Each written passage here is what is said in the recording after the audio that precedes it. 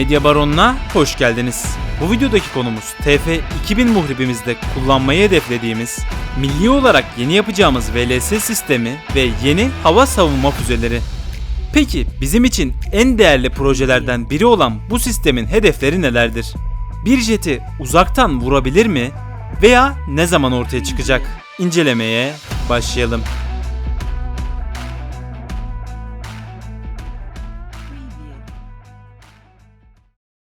Modern ve güçlü savaş gemilerinin kalbini oluşturan VLS sistemleri. İçerisinde konan füzelerle birlikte özellikle hava savunmasının temelini oluştururlar. Bir geminin uzun mesafe saldırılarının savunmasının kalbidir. O kadar değerli ki modern zamanda ne yapıp edip geminin bir yerlerine koymanız gerekli. Çoğu gemi bu VLS hücrelerinin üstüne inşa edilir. Gemi tasarımı hücreler temele alınarak oluşturulur. Hal böyleyken denizlerde tam etkin olmak istiyorsak böylesine bir sistemin milli versiyonunu da yapmamız gerekli.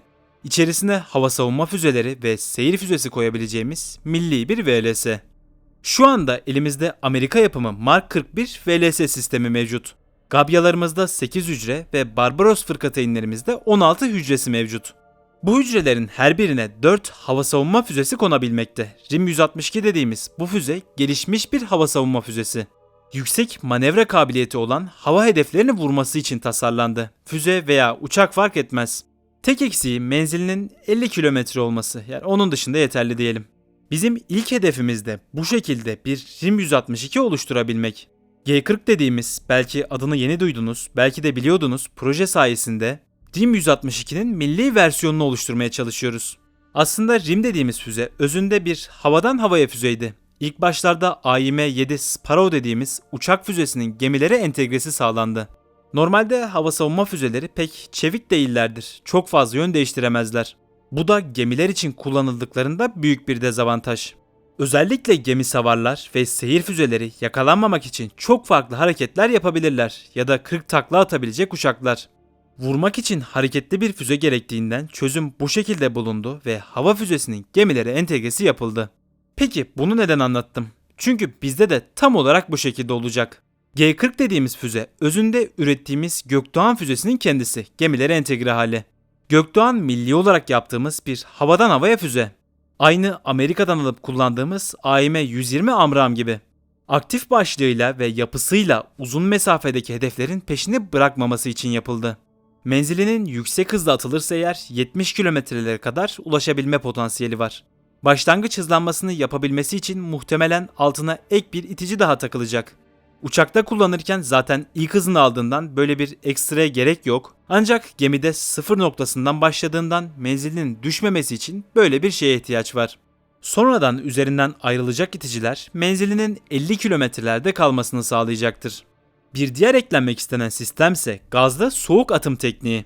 TÜBİTAK Seyç Müdürü okumuş, soğuk atımın bu projelerle birlikte yürütüldüğünü bir söyleşi sırasında belirtti. Yani G40'da da önemli bir yer oluşturacak. Bu teknikte füze, lançerden basınçlı gaz yardımıyla fırlatılarak çıkarılır.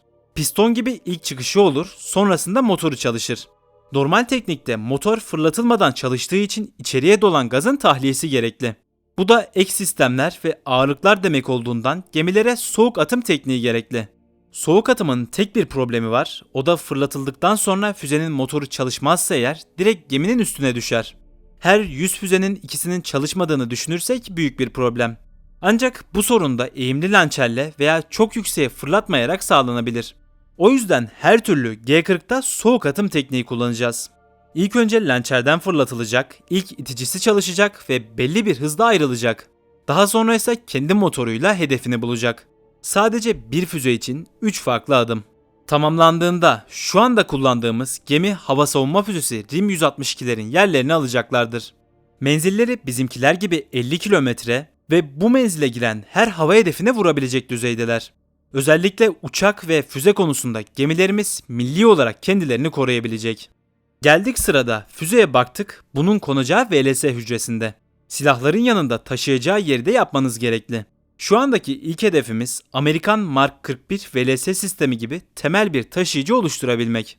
Onlar da şu anda Mark 41'den gelişmiş 57'ye geçti. Tabi biz ilkini yapmadan gelişmişe geçemeyiz. Ya da yapsak bile gelişmiş VLS'lerde kullanabileceğimiz füzelerimiz yok. O yüzden bize şu anda Mark 41'in milli versiyonu gerekli. Daha sonrasında ileri seviyelere geçebiliriz. Bu konuda ilk adımlar sessiz bir şekilde atıldı. Fark edersiniz ki etrafta yapabilecekleri ya da boyutu hakkında hiçbir bilgi yok. Sadece Milli Dikey Atım Sistemi MIDAS adı altında yapıldığını biliyoruz. Ancak yine hedefleri üzerinden çıkarımlar yapabiliriz. Sistemimizin ilk hedefi TF-2000 üzerinde kullanılabilmek, onun milli atım sistemi olmak. Bildiğiniz üzere TF-2000'de 64 adet VLS kullanılması planlanmakta. 8'erlikten toplam 8 tane VLS sistemi. 7 gemide de bunun kullanılması gerektiğini düşünürsek Amerika'dan toplamda 56 adet VLS almamız gerekli. Bunlar sürekli doldurulup kullanılabilen ucuz sistemler olmadıklarından maliyetleri büyük oranda etkiler. Ya da kendiniz geliştirmezseniz eğer füzelerinizi bir kalıbın içine sokarak değiştirmek zorunda kalırsınız. Çünkü kalıp bellidir, değiştiremezsiniz. İkisi de sizin olursa eğer küçük esnetmelerle bu tarz sorunlar da hallolur. Diğer hedefler de buna benzer şekillerde. İlk hedef G40 füzelerini ya da yapılınca Siper füzesinin donanma versiyonunu burada kullanabilmek. Her hücrede G40'lardan 4 adet, uzun menzilli siperlerden 1 veya 2 adet. Bu şekilde amaç geminin kendi hava savunmasını tamamıyla sağlayabilmek. Bir de bu VLS hücreleri sadece hava savunma füzesi taşımak için değil. Bunların yanında özellikle seyir füzeleri ve gemi savar da taşıyabilirler. Gemilerimizde karaya saldırı konusunun eksik olduğu bilinen bir gerçek. Karayı vurmak için yakına girmek zorundalar. Hal böyleyken bunu düzeltmek için gemilere seyir füzeleri de konulması gerekli. Yani VLS hücrelerine. Yaptığımız VLS'ler buna göre olacak ve içlerine planladığımız gezgin füzesini de koyabileceğiz. Eğer tamamlanırsa her hücreye bir gezgin konabilir. Bir TF-2000'imizin 30 seyir füzesiyle gezdiğini düşünün. Tek başına bir cephe hattını dağıtabilir. Sonuç olarak yeni milli dikey atım sistemimiz ve G40 projemiz gemilerimiz için gereken büyük işlerden biri. Gemi olarak dışa bağımlılığımızın en büyük kaynaklarından biri. Mesela şu anda İ sınıfı fırkateynlerin ilkini yapmaya başladık. Bu gemide milli bir VLS olmadığı için başta söylediğim Amerikan Mark 41'i kullanacağız. Ya da en basitinden hava savunma sistemi gemilerimizin çoğunda RIM 162'yi kullanıyoruz. İ sınıfına 16 VLS'den 96 tane gerekli. Bir tanesi yaklaşık 1 milyon dolar olduğundan da bu gemi kendisine torpido mu alsın, gemi savar mı koysun, hava savunma füzesi mi donatsın? İşte kendiniz yapmazsanız gemilerdeki en büyük problem. Fazla sayılarda alamadığınızdan gücünüzü maksimumda tutamazsınız. Bu zamana kadar biz de yine idare ettik. Ayrıca proje muhtemelen İ sınıfına yetişemeyecek çünkü çoktan VLS siparişi verildi.